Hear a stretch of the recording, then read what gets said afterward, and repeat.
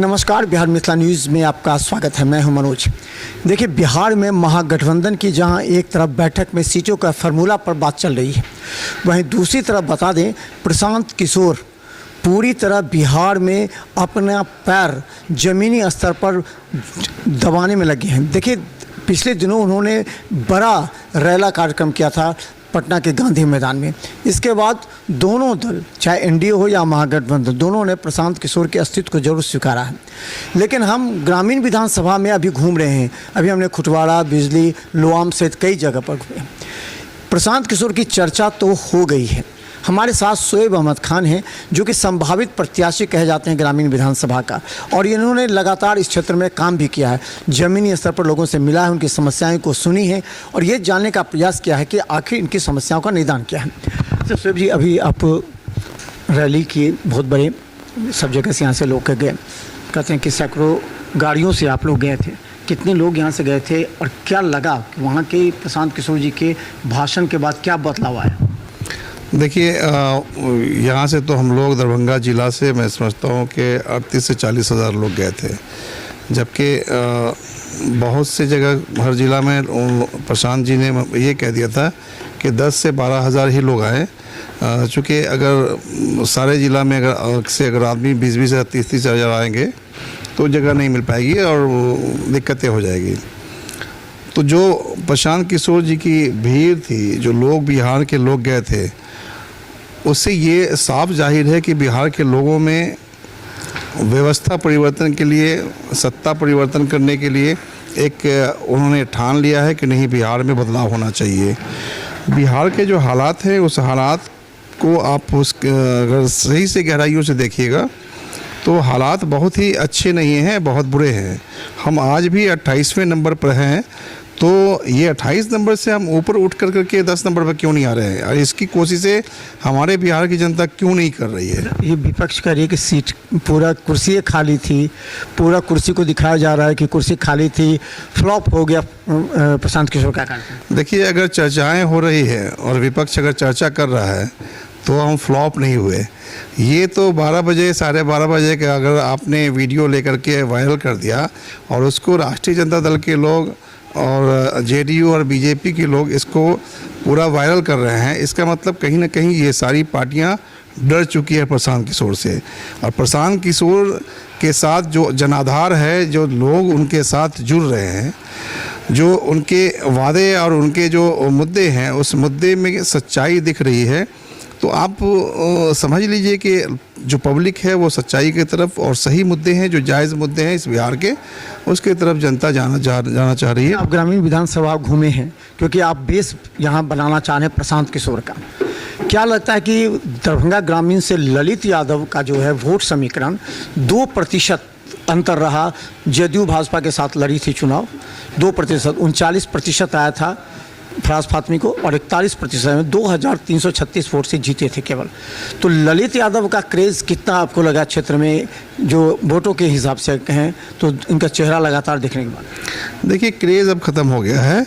और बता दें कि बीच में अगर ये एलजेपी वाले नहीं आते ना तो ये जीत जाते हैं फराज फातमी, और उस हिसाब से अगर जो ये हिसाब अगर लगाते हैं, कैलकुलेशन करेंगे तो हमारे बड़े भाई ललित जी जो है वो हार चुके थे। लेकिन मसला जो था बीच में, ये जो आ गए चौधरी जी एलजेपी 17,000 वोट उन्होंने जो काटा, वो वोट मैक्सिमम वोट था आपका इसका क्या बोलते हैं, जो महागठबंधन था उसका। तो उस हिसाब से देखिए, वैसे ही लोग नहीं चाह रहे हैं उनको। और अभी आप लोकसभा चुनाव हुआ है, उसमें देखिए लोकसभा चुनाव में अपने ही विधानसभा से वो हार चुके हैं।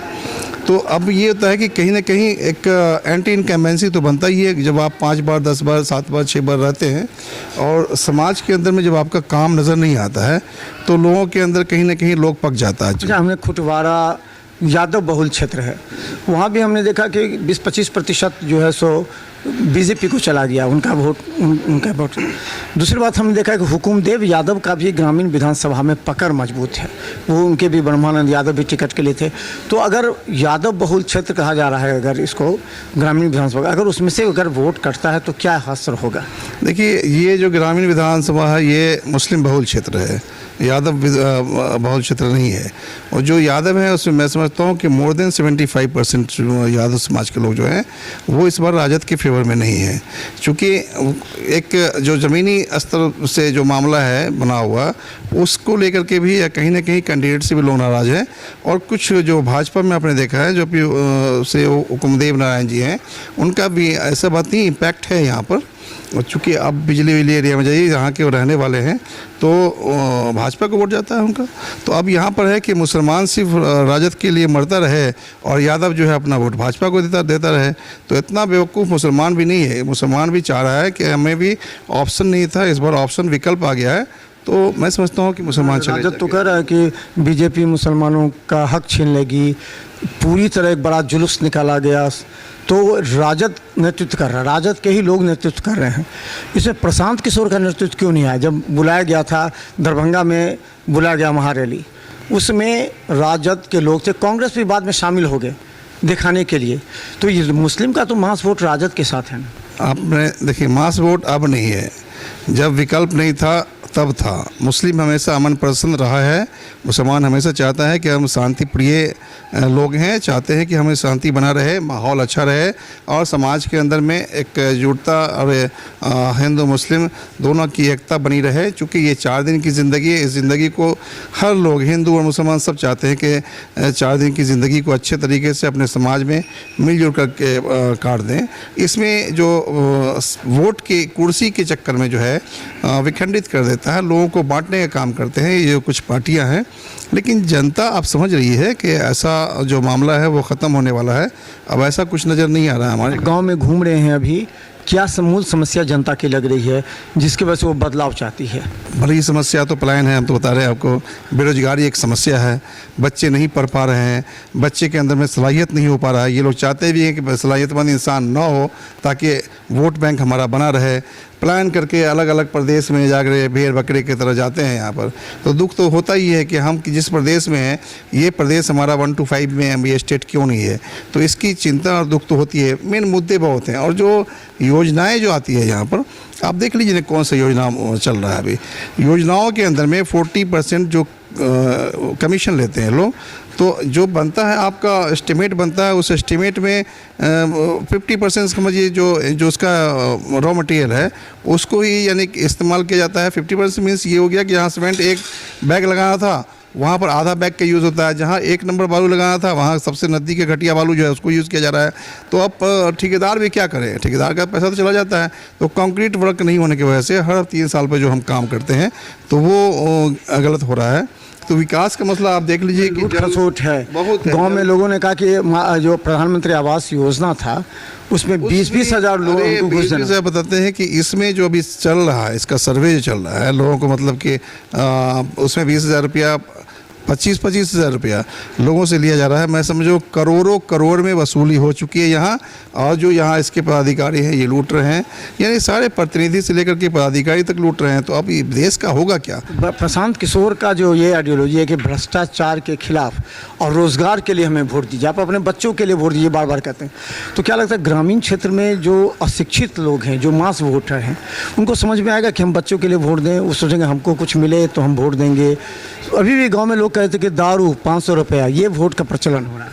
देखिए, हम लोग उनके बीच जा रहे हैं और जो लोग थोड़ा पढ़े लिखे नहीं हैं, गरीब लोग हैं, जहाँ बताते हैं कि कुछ पार्टियां हैं जिनका सिंबल बहुत दिनों से उनके दिमाग में घुसा हुआ है। प्रशांत जी के जो हमारे पार्टी का जो सिंबल है अभी जून महीना में आ जाएगा, तो सिंबल को लेकर के भी हम लोग वहाँ जाएंगे और जो यहाँ की मूल समस्याएं हैं उस समस्याओं के बारे में उन तक पहुँच करके हम उन्हें बताएंगे कि ये हालात है। क्योंकि समस्या तो है, वो कम पढ़े लिखे लोग हों, मजदूर तबके के लोग हैं, गरीब हैं, वो समस्या से जूझ रहे हैं। ऐसी बात नहीं कि नहीं जूझ रहे हैं। आज हर चीज़ में हम तो बोल रहे हैं कि वृद्धा पेंशन में जब 20 रुपया कमीशन लिया जा रहा है, ये 400 रुपया में 20 रुपया कमीशन ले रहे हैं। कितना स्तर गिर चुका है यहाँ। तो गिराने वाला गिराया है लोगों ने। अच्छा, क्या लगता है कि विधानसभा में अगर आप चुनाव लड़ते हैं ग्रामीण विधानसभा से, तो आपकी ट्रस्ट किससे होगी? कहा जाता है कि जदयू में तो अशरफ हुसैन पहले एक्टिव थे, लेकिन जब से वक्फ कानून को लेकर के नीतीश कुमार के खिलाफ मुस्लिम संप्रदाय के लोग हो गए हैं, उनके विधायक इस्तीफा दे दिए, वो भी शायद डर गए हैं, इसलिए वो अब क्षेत्र में नज़र नहीं आते हैं। तो क्या लगता है कि आपको बेनिफिट मिलेगा अगर आप ललित यादव के सामने अगर खड़े होते हैं? तो एकमात्र आप हो सकते हैं, क्योंकि भाजपा सीट या जदयू किसे देगी पता नहीं, लेकिन अगर आप इससे ज़्यादा कैसे ललित यादव से? देखिए, हम लोग एक तो एकेडमिशियन हैं, एजुकेशनिस्ट हैं, और हम लोग अपने ईमानदारी, अच्छे सोच और सही मुद्दे को लेकर जनता के बीच जा रहे हैं। जनता को हम लोग मुर्गा और दारू का लालच नहीं न दे करके उनके बच्चों के शिक्षा की बात कर रहे हैं। और सिर्फ बात ही नहीं, बातें तो बहुत लोग करते हैं, लेकिन शिक्षा दिया जाएगा उनको।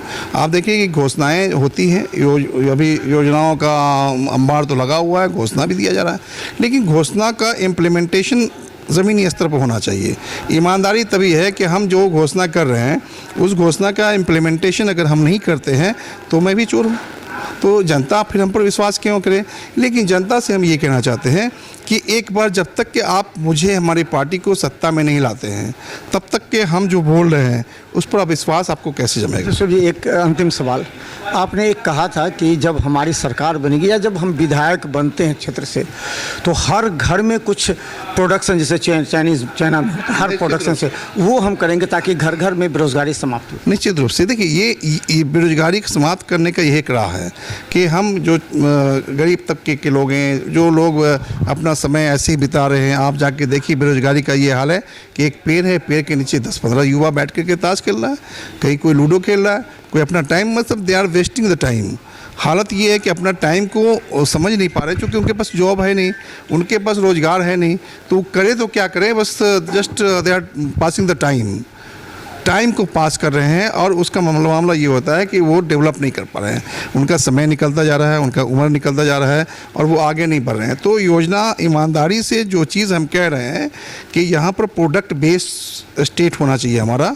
हम छोटी छोटी चीज़ों को हम ये बता रहे कि ये चश्मा है, इसका फ्रेम बनना चाहिए यहाँ, हम ये मोबाइल है, मोबाइल बनना चाहिए हमारे यहाँ, इसके कवर बनने चाहिए, आपके शर्ट बनने चाहिए, आपका ये माइक बनना चाहिए, आपका ये फीता बनना चाहिए, ये भी यहाँ नहीं बन रहा है, ये आपके शूज़ बनने चाहिए, आपके जीन्स बनने चाहिए, यही रोज़गार छुपा हुआ है।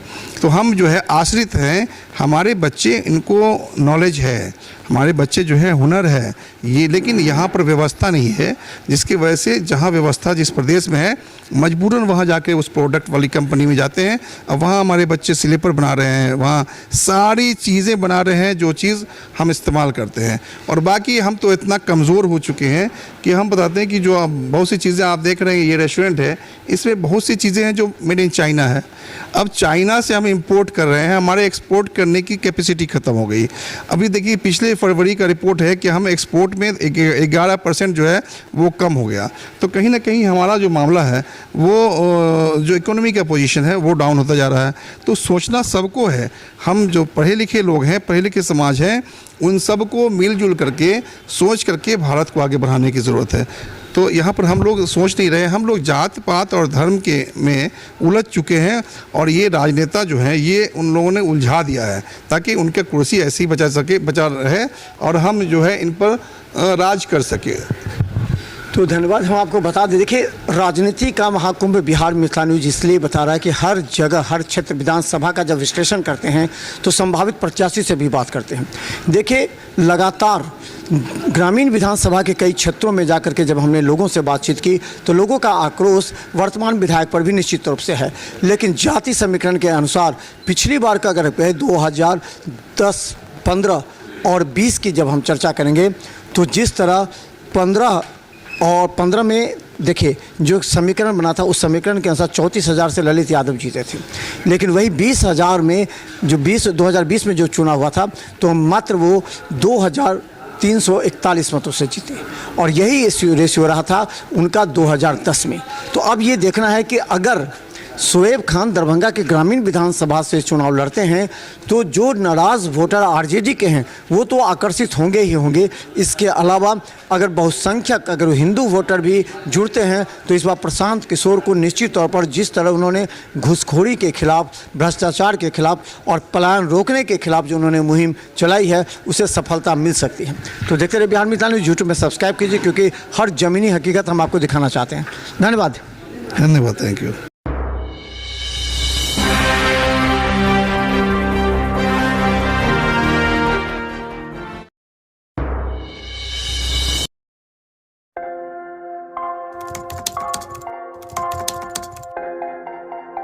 मतलब ये हुआ जुमला, जुमला हुआ, ऐसा कोई नहीं कर सकता है दुनिया में।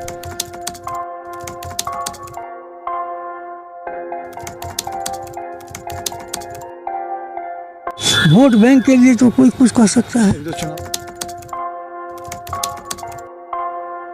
मतलब वो इलेक्शन टाइम है, election time door to door आएंगे और कहेंगे कि ये वोट दो।